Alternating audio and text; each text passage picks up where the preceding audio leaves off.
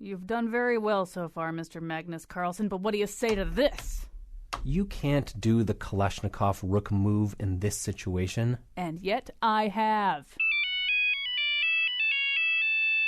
Jonathan, hi. I can only talk for a second, but what's up, darling? You can't talk at all. This is a chess championship.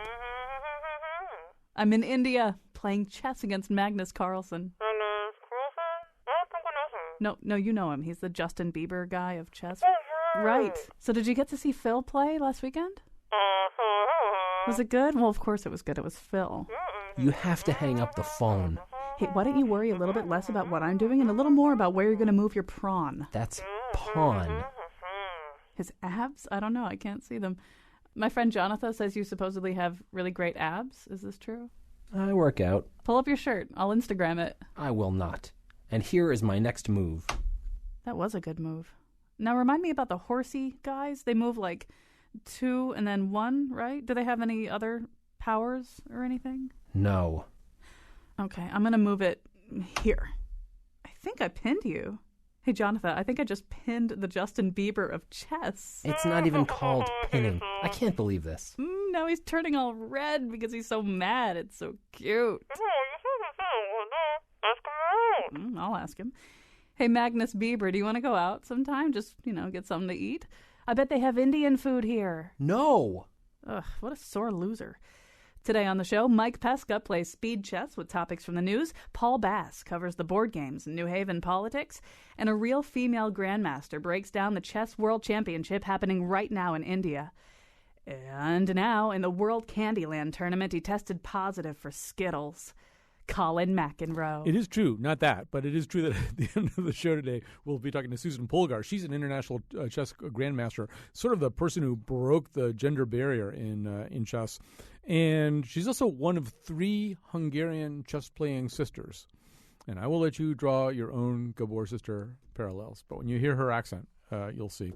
Anyway, she's going to tell us about what's going on in Chennai, India right now. There actually is a high-profile chess tournament, which doesn't happen very often. But meanwhile, what we do on Mondays is we cover a lot of things that kind of came up over the weekend. And one of the things we like to do is just call up interesting people that we know and see what they want to talk about, see what's been percolating in their brains. And one of the people we like to do that with a lot is Mike Pesca. He is, of course, America's greatest sports journalist. But he's always thinking about a whole range of other things. And some of those things, in his normal NPR role, you might not get to hear some of those other things. So we make sure he gets to do them here. So Mike Pesca, welcome back to our Monday show. And so we're going to start by, I think, talking about the value of actually seeing a place you hear about, a place you read about, a place you watch Nova specials about, but haven't seen with your own eyes. So tell us more about this. Well, I will, but I got to say, that right there, that was a classic chess open, Colin. So I was thinking about this with the Kennedy assassination, the 50th anniversary coming up, and I've always been interested in history, and I think most people are really drawn to and fascinated by the circumstances around that, the most debated, mysterious, important formative event probably in the last 50 to 100 years. But until I went there, until I was in Dallas, and until I could actually digest these things that have become totemic, I never had a chance of getting my brain around it. So one classic example is the grassy knoll, which, because it's phrased in that weird way, seems, more important than it is, which is it's nothing. It's just a patch of grass. I mean, we could call any little tuft of grass at any place in a city a grassy knoll, and I guess then we'd all, debate it forever, and it seems the pretentiousness of it just increases. But I guess grassy knoll makes it seem a lot more important than a little patch of grass, but really that's all it is. And it's the only knoll people ever, not counting Chuck anyway, it's the only knoll people ever talk about. It's not like there's another knoll in people's right. lives. Cementy knolls and, ashen knolls. No, just grassy knolls. And then when you see the turn that the car made, and you just realize, because if you go to the 6th floor museum, the book depository, and you stand exactly where Oswald stood, unless you feel he's a total patsy and didn't even take the shots, you can imagine how long, Kennedy was in his sights, and you feel it. You feel it in a way. I know this is true with a lot of places that you can't get it from textbooks. You can only get part of the feeling. But I've never felt more underinformed by something that I thought I was really informed about until I went to Dallas and kind of stood in that area and saw where the three highways divided and stood in the book depository. And I think it has something to do with the specifics of the Kennedy assassination. I mean, I've been to other places that are historic, and as a sports correspondent, you go to, I don't know, Fenway Park. Well, I went to Fenway Park, and I'm like, I think this is what Fenway Park's going to be like. And it was pretty much like that. Like, the Green Monster was a big green wall, and it wasn't underwhelming. It was really cool to see. But there wasn't so much that surprised me that I had never realized these little intricacies. But with the Kennedy assassination especially, and some other things I've been to, going there makes all the difference and makes you care about it so much more and makes you understand it in a way, even as we're sold on, this being the future and everything could be virtual. I don't agree with that at all. I think that until you're there, you'll never really grasp it. I don't know if there's been other situations like that for you. Well, there have, but I think you're right also that there's something special about this, and so much of it is because of its unique place in history, where it was one of the first. I mean, people can go to Normandy, but I mean, there aren't competing theories really about what happened at D-Day, and there aren't logistical issues about what could or could not have happened at D-Day. There isn't this vast cavalcade of people with their own amateur theories about what happened there that are competing and are assaultive to the accepted historical record, to the extent that the Kennedy assassination could even be said to have an accepted historical record. So, I mean, what we had there in 1963 was, first of all, people kind of had the tools for the first time to analyze something on their own to an unprecedented degree. And then a certain number of things kind of happened live before people. People saw Oswald get shot by Ruby kind of, all at once. It wasn't packaged up by anybody else. The whole thing kind of unfolded in real time. And then you had this general undercurrent of dissatisfaction with the official record, with the work of the Warren Commission. So this is something where people... you can go to Paris and walk through some of the sites of the French Revolution, but you probably don't have a whole competing theory of the French Revolution that you need to investigate while you're in Paris. Right. Whereas this is something where, like, everybody sort of had an opportunity to be kind of an expert if they wanted to. Right, and also I was going to say, the very nature of it. I was thinking of it's not underwhelming to go to the Louvre and to see the Mona Lisa, but because the Mona Lisa is so very small, exactly how you imagined it is exactly what it's going to be. There's going to be a huge crowd, and you look at this picture, and it looks like the Mona Lisa that you've seen so often, and you're there, but I don't know how much different your take on the Mona Lisa is going to be. In fact, I would say with art, except for things like size that you don't expect, call me a Philistine, but when I go online and see a good high-res image of a lot of art, I get the art. Now, Guernica is different, and a huge picture like Washington crossing the Delaware may be a little different, although once you're told it's huge, you get it. It's big. It's Washington crossing the Delaware. You go to Dallas, and you go to some other place like this. I think Gettysburg is a little like this, too, and you get to see how all the dimensions relate to each other. And I was thinking, it's four-dimensional because it's the three-dimensional before you, the fourth dimension being time. But it's really five-dimensional because we can't even agree what the timeline is. So one of the dimensions is the time, the official timeline, and one of the dimensions maybe encapsulates everything that's, the unofficial story of the Kennedy assassination. So that's why it's valuable. I think this has been sort of an interesting time generationally, too, the 50th anniversary. I do feel as though the next major anniversary, the anniversary of the 75th, will be different because right now I think the nation is divided between people who remember this and for whom it looms incredibly large in their consciousnesses and people who were born afterwards for whom it's nowhere near as important, nowhere near as numinous as this is. And 25 years from now, I'll be 84. And I mean, the people who remember this are going to be either old or gone.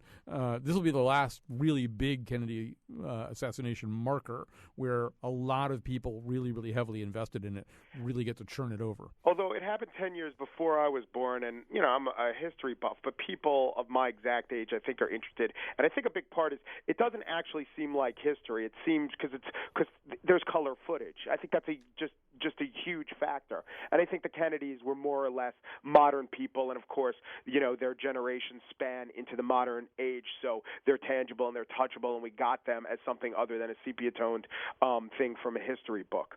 But there are definitely things like that. I think D-Day and World War II and what all those 75th and 80th anniversary things meant take on that tone that you're talking about. All right, we're talking to Mike Pesca right now, but we're not talking about sports, although we will touch on sports right at the end. But we're going to switch tracks here. I'm going to play a clip of a politician talking about something that his audience doesn't really want to hear. Unfortunately, or almost necessarily, it's not a real politician. But here we go. Yeah. Governor Bartlett, when you were a member of Congress, you voted against the New England Dairy Farming Compact. That vote hurt me, sir. I'm a businessman, and that vote hurt me to the tune of maybe 10 cents a gallon. And I voted for you 3 times for congressman. I voted for you twice for governor. And I'm here, sir, and I'd like to ask you for an explanation.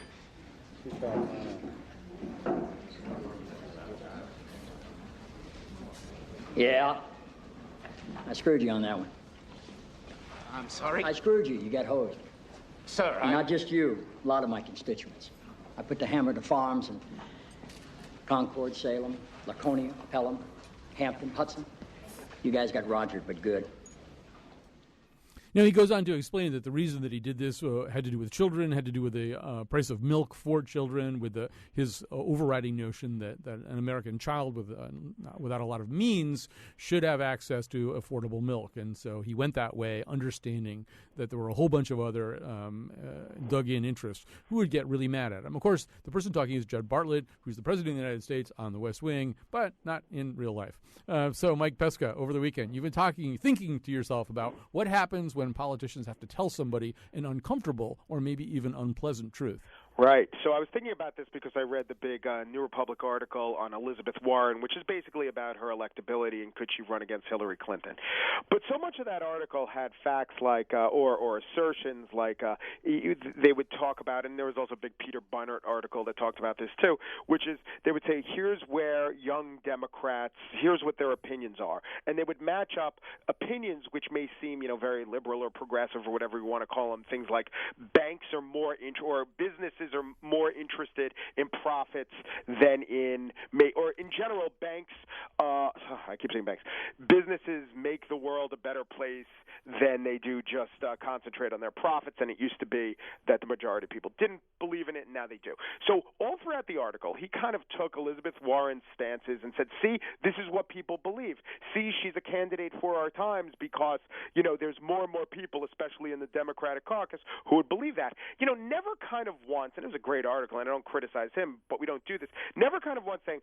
The reason she would be a good politician is because she's really convincing. And here's a stance that 30% of people agree with, but you know what? She could get it. She could get you around to maybe 50 or 55% of people believing it. We've totally lost the ideal of a good arguer can convince you, can make the unpopular stance, knowing it's unpopular, and can bring you around. When I hear that Bartlett quote, in the fiction of the story, it's one thing. But really, who is the constituency for Bartlett's speech? It's the home viewer watching the show The West Wing, which is about liberal wish fulfillment. And that's the category of most quote-unquote unpopular political speech is heralded as something that's really brave. But really, it's, I don't always say the popular thing, and this will be someone talking to like the Tea Party. I say, you've got to cut spending, and then everyone will cheer, right? It's appealing to a niche group where that really is the popular stance. And when I think about, in my lifetime, the politician who just says, I take this stance, and I know it's unpopular, and I know it could cost my election, is Mario Cuomo. Mario Cuomo was against the death penalty. He knew all the polls said it was that he was against the death penalty, and he still at every opportunity explained why he was against the death penalty and why maybe you should be against the death penalty. Now, at that point, Mario Cuomo couldn't flip-flop, and he'd look like a big hypocrite, and if you want to play real politic with me, you'd say he was making the best of his bad stance, his electorally bad stance. But I just don't remember too many times when a candidate said, yeah, not only in the primary, but in the general, people aren't with me on this, but I'm going to say it over and over again. And I think a reason reason for that is polling. Polling tells the politicians exactly where the public stands, and that limits the politicians, and the politicians don't make those arguments. I mean, the entire history of the Lincoln-Douglas debates, if they had really accurate polls about where Illinois stood on those issues, I mean, maybe we think of both these guys as sticking to their guns, but maybe the really accurate polling would have destroyed the rhetoric of the Lincoln-Douglas debates, or at least our perception of the rhetoric, because in real life they lasted like 3 hours and were pretty boring, and if you were far away, you couldn't hear. Yeah, just very quickly, too. I mean, the other thing that the New Republic article that you cited talks about is the potential that Hillary Clinton could play, as they say, a clever game, striking a more populist and therefore Elizabeth Warren-like stance toward Wall Street while slyly winking at her donors, who are pragmatic enough to understand what's going on here, what kind of game is being played. Although I think voters read that stuff reasonably well. I think maybe I'm overestimating voters, but I think if you try to pretend that you are something that you're not, an awful lot of people are going to sniff that out, particularly if you have a long record, which is what Hillary Clinton has right now. Yeah, that's true. And everything in that article was about electability. That's fine. That's what the terms of the article was. It was a political assessment. But, you know, absent, if she didn't know exactly where everyone stood and just had to make the most forceful argument, not just her, everyone in politics, maybe we'd get a better brand of politics. Absolutely. Like, no one saw a poll. I don't know, maybe I'm wrong. I like progress. I like knowledge. Isn't polling just knowledge of what people think? I get that. But in general, if people said, hey, we're just going to make the arguments, and it turns out that our argument lost, maybe we'd get better policies resulting from that. Okay, last jump of the tracks here. We're going to actually talk about sports for 2 seconds here with Mike Pesca, and that is it's now a 2-week-old at least story, the story of Richie Incognito and Jonathan Martin of the Miami Dolphins, who I think won without either one of them on Sunday. I hope I don't have to reset this stage. We've been through it enough. But are there new developments? Is there a changing way of looking at this story? Yes. Well, this is one of those things where I learned a lot late in the week and couldn't put it in any of my reports, so I'd like to tell you. Okay. I talked to a guy named Ross Tucker, who's a former lineman, and he pointed out that Martin, I really got into the whole idea, you know, underpinning this whole bullying was they were trying to toughen Martin up. Is that possible? Tucker, Princeton graduate, said, I don't think it's possible, but at the time I probably did think it was possible. And he said to me, you know, there are a couple ways to play linemen, and we think of it mostly as brute strength. But there are really technically proficient linemen, guys who will never put their feet out of step, you know, guys who are just kind of really graceful. Sometimes those guys also have a mean streak. None of them are wimps, don't get me wrong. But sometimes those guys will, you know, finish their block and gleefully go and block 3 other players. Jonathan Martin was a guy who was a little bit technically proficient and definitely didn't have the mean streak. And what Tucker pointed out, or actually I think I jumped on and said, oh, okay, so what you're saying is, like, if you want a lineman to get better, there's no way that anyone outside or even inside the organization can do anything to make him work on his footwork. I mean, that's seen as more of like a natural, graceful skill, and unless the guy is simply, you know, brushing off his coaches when he says step this way, it's not something that we feel we can affect. But you feel you can affect toughness. So what Tucker was saying is, if this guy were a technically proficient lineman, which is kind of the lineman he wants to be, we wouldn't have even had to worry about his toughness, you know? It's sort of like saying, if a power hitter, if he was a great hitter for average or have a lot of speed, we wouldn't say, oh, this guy's a weakling, this guy isn't lifting a lot of weight in the weight room. So I thought that was a very interesting way to look at the whole Incognito Martin imbroglio. And I thought, looking at Incognito's filing over the last couple of days, I think he asks a reasonable question. Like, when did the Dolphins tell me I wasn't supposed to swear in the locker room and say horrible things to other people? Yeah, I think everyone has a Richie Incognito in the locker room, maybe not with the voicemails or whatever. It's just that they have layers of people above Richie Incognito to say, hey, cool it now, and that's what the Dolphins missed. I also talked to a really smart psychologist at Colgate who did hazing experiments, and the 2 big things I took away from that were, 1, hazing works. It doesn't really work well, but it definitely bonds you to the group. So like things like hazing and torture and all these things that have existed forever, it's not like they have no effect. I mean, we like to think, oh, torture never works, but, you know, they get you somewhere. They usually get the tortured person talking. Is he telling the truth? Probably not, but, you know, they get you talking. Hazing, does it bond you to the group? Yeah. Does it make you a confident person? Absolutely not. But she also said that people go into it feeling like geeks or weirdos, and Jonathan Martin's nickname by Richie Incognito was Jonathan Weirdo. Don't see the hazing that they go through as as what most of us see, and most of us see it as, ooh, I must really think this group is important for me to put up with this or for me to go through this. If you already feel a little like an outsider, you just internalize it and blame yourself, and the hazing kind of doesn't take. And I think that perhaps is exactly what happened with Jonathan Martin. All right. So who's the Richie Incognito of WNPR? I know, but I can't say because I'll get whacked in the head at the end of the show. But Mike Pesca, great to talk to you. Okay, good luck ducking Cayonne's blows. All right, no, it wasn't her. All right, I'm writing the name on a piece of paper right now, and I don't know what I'll do with it afterwards. We're going to take a little break. We'll come back with Paul Bass from the New Haven Independent. You won't believe me, are you a bully? Try and you will see that I am strong and I am brave, if only in my heart. All right, we're back. It's our Monday show where we decide over the weekend what it is we want to talk about. And a lot of things happen over the weekend that get us excited. We're going to talk to Paul Bass from the New Haven Independent about some stories out in New Haven, especially one that got some big headlines over the weekend. In Hartford, we've solved the whole Election Day problem. We don't have big Election Day controversies because hardly anybody votes. But in New Haven, they haven't figured that out yet. People actually go out to vote, and sometimes there's some trouble about it. We're going to play a little clip for you called Let's Go. This is the sound of democracy in New Haven. Let's go, let's go, let's go, let's go, let's go, let's go, let's go, let's go, let's go. Down that way, go. Down that way. Down that way, come on. Marcus, show him where to go, Marcus, go. Tell him hurry up because you got to get in before 8 o'clock. Go, that's everybody, go. Go, go, go, go, go, go, go.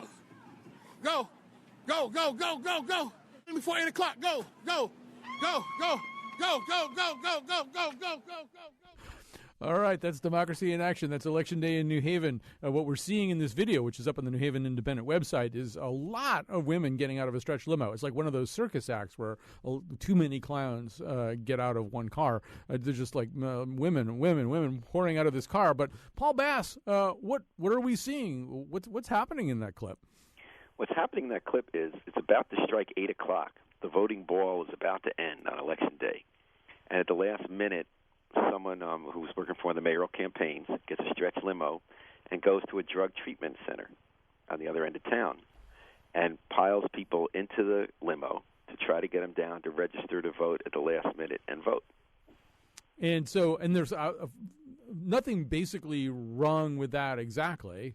However, there have been some controversies about this, including the allegation, the kind of hard-to-pin-down allegation that maybe when they returned, the women seemed to have consumed alcohol, or at least some of them had alcohol or beer or something like that in their breath, right, which would be counterproductive for a drug and alcohol rehabilitation center. And actually, they did fess up that there was drinking going on in the limo, which I know isn't the end of the world. I mean, there's an old tradition of back in New Haven elections, when I started out reporting, there used to be a calculus of how many bottles of Boone's Farm and other liquors would have to be purchased at certain voting places in return for how many votes were supposed to be delivered. But, I mean, it's unclear what happened here, except that they went to a drug treatment center. They brought a lot of people to vote who, by the way, did not end up getting to vote. Brought them back, smelled the liquor. They admitted there was liquor being consumed there. And the state got upset because they send $5 million a year to this agency. This isn't a voluntary place. This is, you got arrested, you either going to jail or you going to this place called Crossroads, which does a lot of important work. And they had arranged with the staff of Crossroads to bring people. This was not the first limo full going there. And the state for a while had suspended admissions into Crossroads while they made sure that there wasn't other funny business going on, and they are investigating why there were no staff people present in that limo. Now, this is also a story to a certain degree, not to smear the entire concept with this story, but this is a story to a certain degree about Election Day registration, which was implemented for the first time this year. And I think when we were initially talking about Election Day registration, this might be the kind of scenario that we might have been worried about. Now, as you say, this particular group of women in that video didn't get to vote because whoever was driving the limo didn't understand that they had to go to City Hall first to do their Election Day registration and then to the polls, and it doesn't doesn't seem like they probably allowed enough time. Anyway, even if they'd known that, there probably wasn't enough time, given the urgency of the let's go, let's go, let's go. But my understanding is there was a trip maybe from that facility earlier in the day, which did do that two-step thing. They did it sex segregated. They brought the males first, and there was someone there at the polls who happened to know they needed to go to a different location to vote. And you're right, Colin. This is a very tricky issue. So over 200 people in New Haven did vote that day because of Election Day vote registration, and it did allow more people to vote. And as a society, we definitely want the disenfranchised to be able to vote. That's always been a big challenge when we look at the pros and cons of bringing people to the polls. That's it's a positive idea that you want to bring more people to vote. To what extent are they coming out of their own will? To what extent do different groups get advantages? For instance, the person who brought him in the limo knew somebody on the board, and they were both working for one of the mayoral candidates. Is that kosher? Well, it might be kosher because of the way group politics works and how you bring people to the polls, but it definitely makes some people uncomfortable. But Election Day registration itself seemed to be a success in New Haven, and people came for all sorts of reasons, and they did get to vote, and you want people to vote. Some of them were Yale students, some of them were people who one woman just got here from Jamaica, but is a nursing assistant who can vote. So, I think it did increase democracy. But, some of these incidents in New Haven, we've had a lot more problems with absentee ballot fraud, and that's changed my mind, Colin, about this cut and dry idea that supposedly it's always better to do everything to increase the number of people who vote. It seems like a good idea. Denise Merrill's for it, so is everyone who had the job before her. The Democratic Party's for it nationally. The Republican Party's against it because it tends to be people who vote against them. But, when I see the amount of absentee ballot fraud that goes on every election in New Haven, and we had another story about it this time, we've had 5 instances of it that seem pretty clear in the last 4 elections, it makes me worried about having online voting, because the people who are in there filling out people's absentee ballots for them illegally are going to be in there pushing the button for them. I do support the idea that we want more people to vote, more people from disenfranchised communities to vote, and including Election Day registration. But some of this fraud that keeps going on in New Haven has given me pause about the way the debate is framed between Democrats who want the disenfranchised to vote, Republicans who obviously want to have bent the rules to intimidate people out of voting. But this legitimate issue of how do we balance the desire for greater numbers of voters against the desire not to have fraud and to have the vote mean something and be free. We certainly want more people to vote. We don't want one person to vote more times by filling out somebody else's absentee ballots. That doesn't really accomplish the goal that we're looking for. Unspoken here so far is sort of back to the limo and the let's go, let's go, let's go. This seemed to be a get out the vote operation for the ultimate winner of the election, Mayor-elect Tony Harp.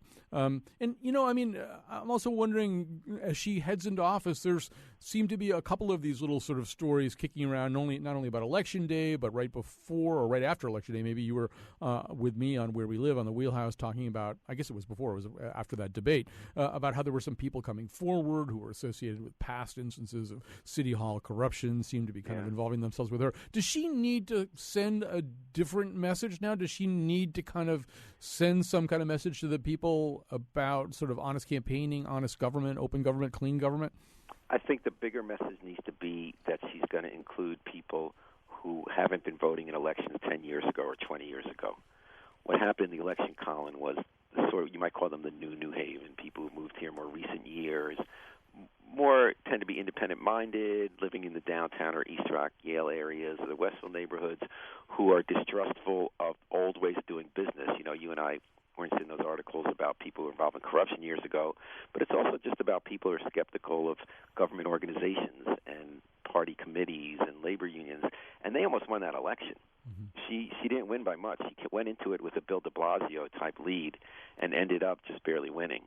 And I think there's a growing vote of people who've been involved in issues like from cycling to the environment to food to clean money and public financing, who have a set of issues and interests that weren't as prominent in New Haven 10 years ago, who were not part of her winning coalition, whether they were concerned about the issues you and I just raised or if it's just more policy-oriented.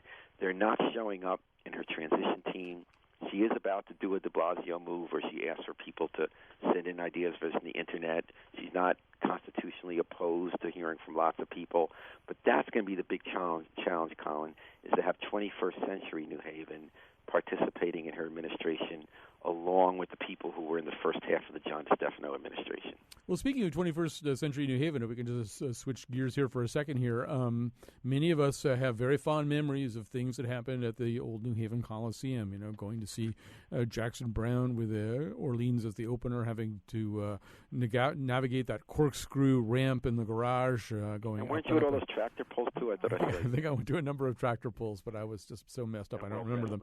And so that site has been sort of basically a parking lot. Now there's a proposal that seems to have everybody kind of excited here, a pretty massive proposal, although not scheduled for full completion until 2020, which seems like a long time to wait. New Haven Independent's been covering this. Paul Bass, give us a quick sketch of this. Yeah, Colin, this is the biggest plan for downtown development we've ever had in our history. It's where the New Haven Coliseum was, right when you enter the city off the highway. $395 million plan, and it's basically a new urbanist dream.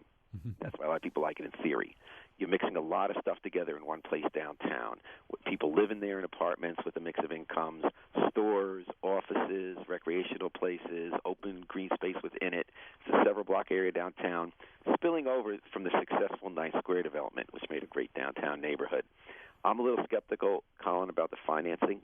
I don't know if that, because it's built, as you said, even though it doesn't end until 2020, there is a first phase that I think is very easy to build, which is housing. There's a real demand downtown.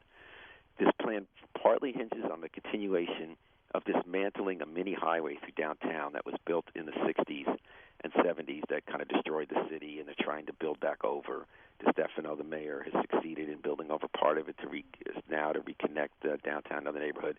The developer of this plan is counting on the state coming through with some state and federal money through the Department of Transportation to even out that part of the highway again and have it be walkable and crossable again.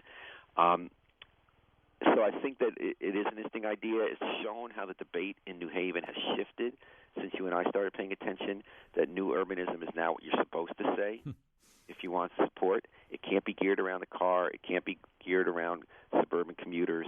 It can't be geared around single one big-use projects with big buildings that look like they're going to fall on your head. It's got to be stuff that you feel is at a scale you can walk around with and see all different kinds of people doing all sorts of different stuff in the center of the city. I think within new urbanism, too, one of the other really problematic terms is affordable housing. It can mean so many different things. I think at 360 State Street in New Haven, affordable housing is, for people who make $58,000 a year or something like that. Not if you have a family, actually. They have the Public Housing Authority actually has 20% of the units. That's, for your listeners, 360 State is this big 32-story office tower that got built a couple blocks away from that in downtown New Haven. It's luxury housing beyond what anyone can believe. You pay an apartment $3,000-$4,000 for some apartment. But because in New Haven they're putting affordable housing downtown, I remember going to debates in Hartford where they're not doing this.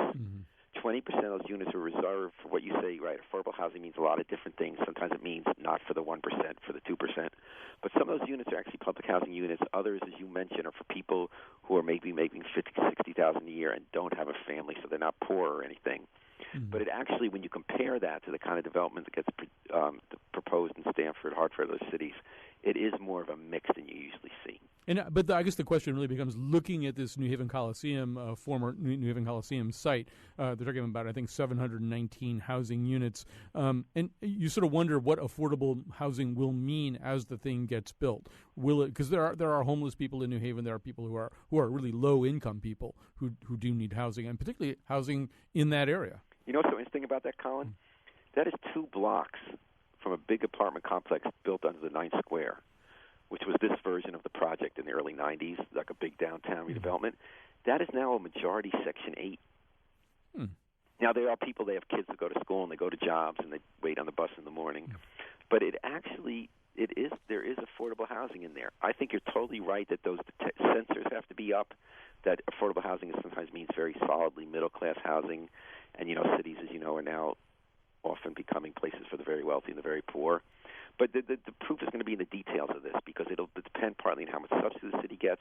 And often urban planners want to see a city developing one way, but then the reality of the incomes on the ground don't match that vision. So sometimes affordable housing, despite the best efforts of phonies who want to grab tax breaks, ends up being affordable housing.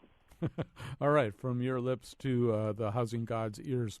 Paul Bass, we're going to pause there. Thanks so much for joining us today. Thank you, Colin. And everybody should read the New Haven Independent. I've got a minute or so left. Let me just quickly mention just an interesting story since we're talking to one of the pioneers of journalism, Paul Bass, at the Hartford Courant, the publisher, been the publisher for quite a few years now, Richard Graziano, is moving on within the Tribune Corporation. I'm sure there'll be more reporting about this today on WNPR. Moving on within the Tribune Corporation, Nancy Meyer, an official who's been, once again, on the business side of the paper, will be taking over as publisher. She, however, does have a pretty extensive background in the newspaper business. So those of us who worked for the Hartford Courant in the past will be watching that with interest. She's worked, I think, for both the Hearst and Gannett newspaper chains in the past. So a strong newspaper background, new publisher at the Hartford Courant. That might even be something we'll be talking about on the Wheelhouse on Wednesday. On where we live on Wednesdays at 9 a.m.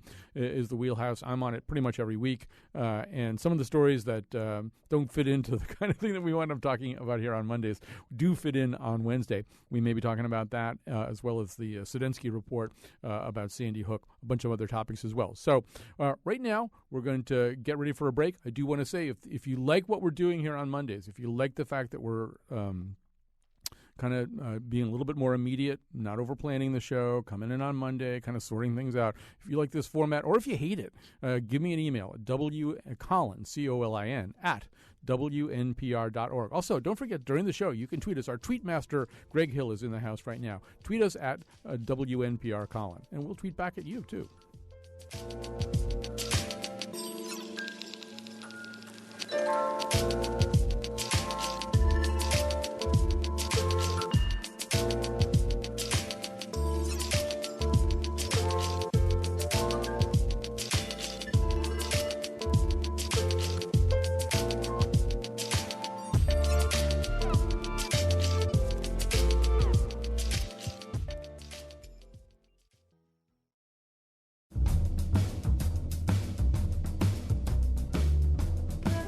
As a concerned parent, I don't want my kids voting if they're going to be drinking in limousines. They should have safe Election Day parties where there's no alcohol. Today's show was produced by Betsy Kaplan and me, with help from our interns, Jackie Lauper and Greg Dyson. Voiceover help in the intro by Tweetmaster Greg Hill. The part of Bill Curry was played by Taylor Swift. Go to WNPR.org for links, articles, and photos of the Faith Middleton Show staff taking the Cheney sisters out to lunch. On tomorrow's show, our salute to the harmonica.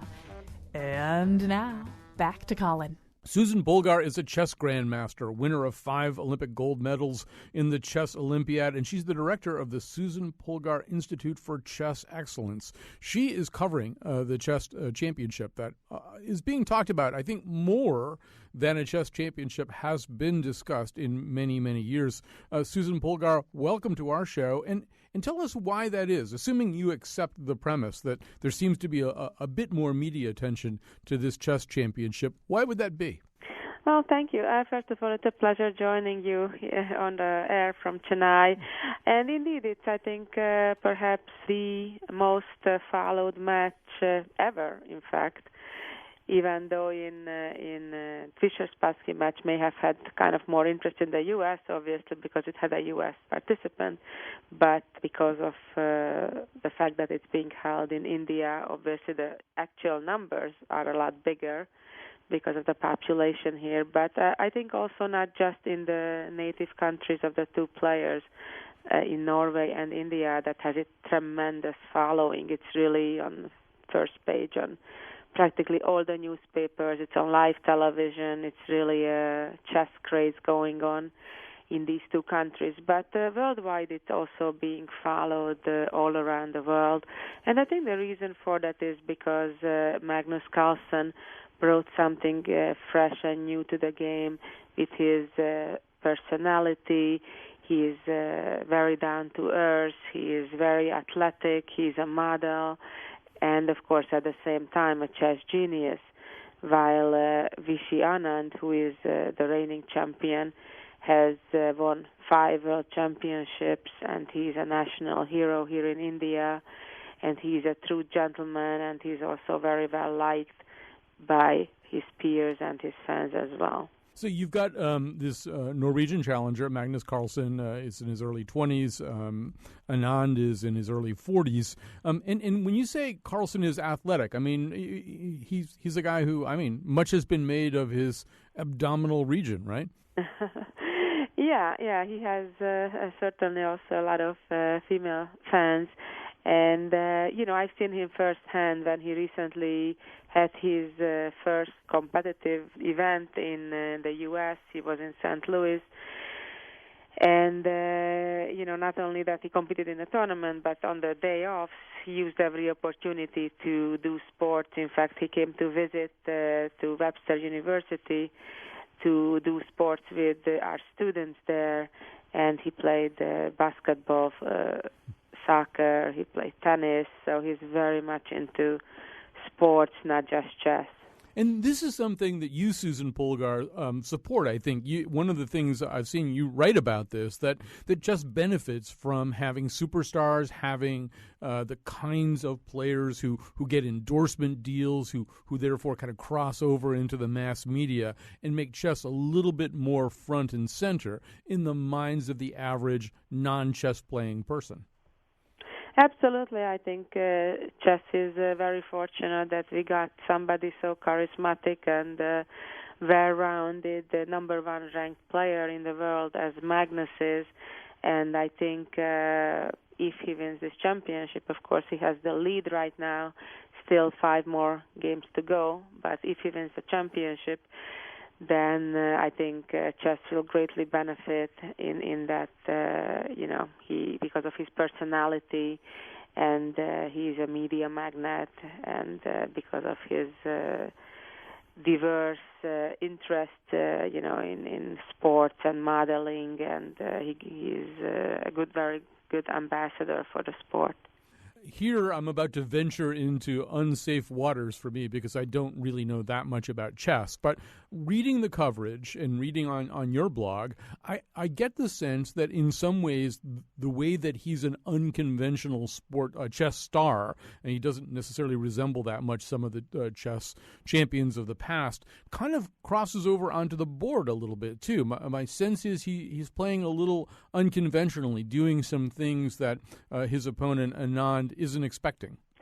Yeah, definitely. He has a very unique style, and that's perhaps one of the reasons why all his opponents are having very much difficulty with, because traditionally the famous Russian or Soviet school of chess was a lot more straightforward, trying to get an initiative right from the beginning, right from the opening, and then try to follow up with that. On the other hand, Magnus has a very different, unique style in that he says, no, I don't want to start the game right out of the opening with the preparations. I don't want to get into that battle of who has a better preparation.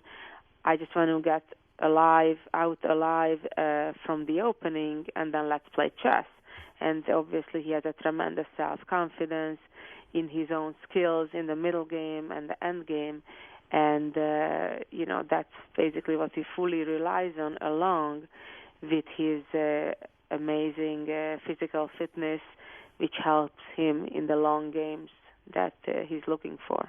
Yeah, that's been suggested, and if you're not a chess aficionado, or I'll put it another way, if you want to get people excited about chess who don't know that much about chess, the last thing you want is for a high-profile match like this to have a lot of draws, because although draws are very understandable and analyzable by chess experts, to the average person, a draw seems like a very boring outcome.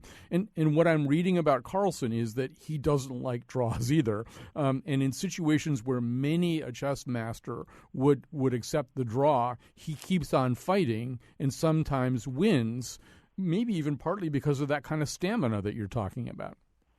Absolutely, and that's what's so special about him, that some people joke about it, that maybe when he was taught the vocabularies of the languages, they forgot to tell him about the word draw, and he basically plays on till the bitter end, And there was a specific moment, in fact, in this match, which I think was a psychological turning point in Game 3, when Anand had actually a great game and everything looked good for him, and then he misplayed it.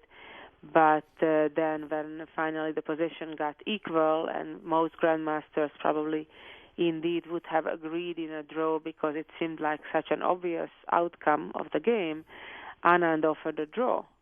And Magnus Carlsen said, I'd like to play on.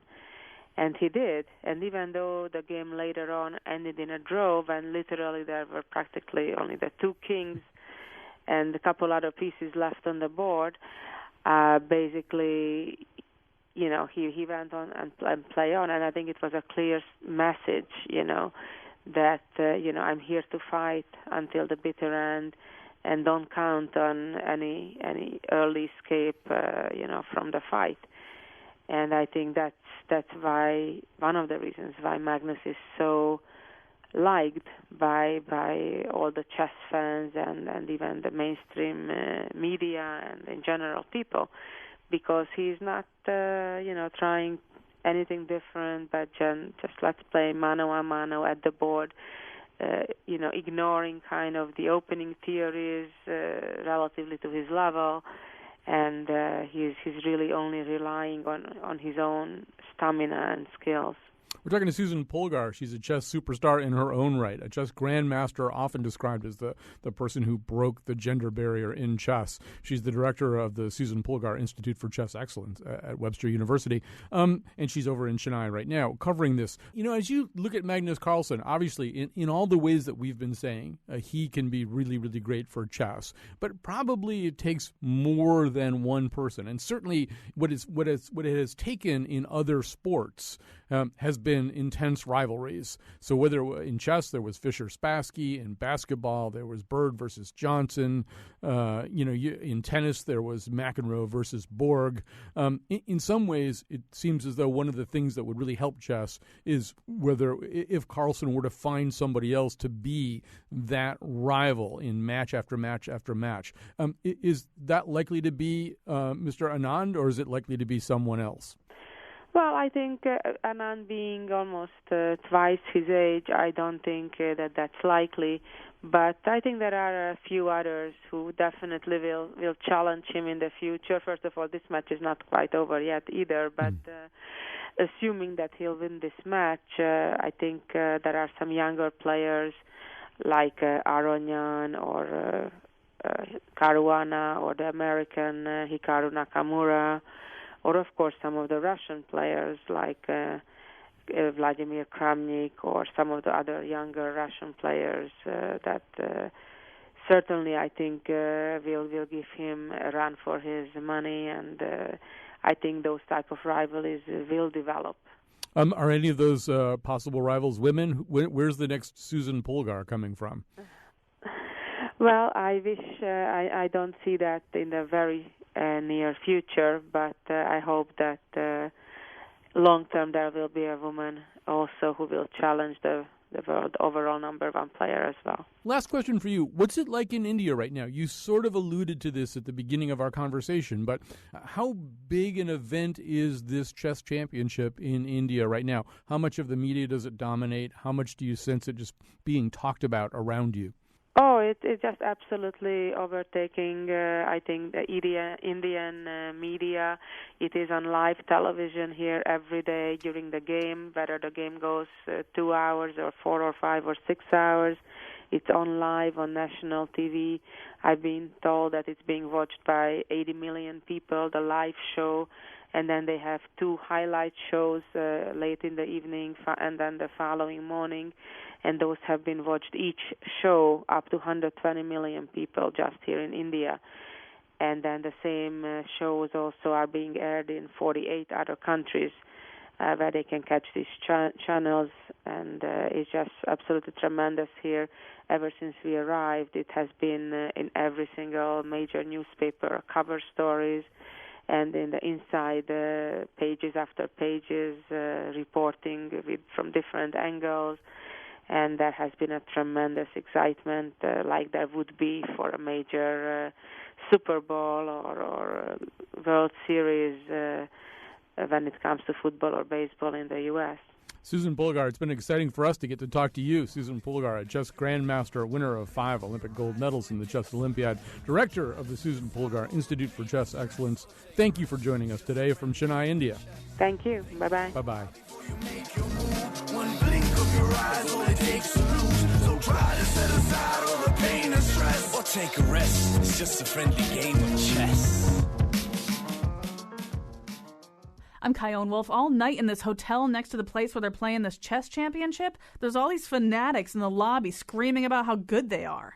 And if there's one thing I can't stand, it's chestnuts boasting in an open foyer. Boom.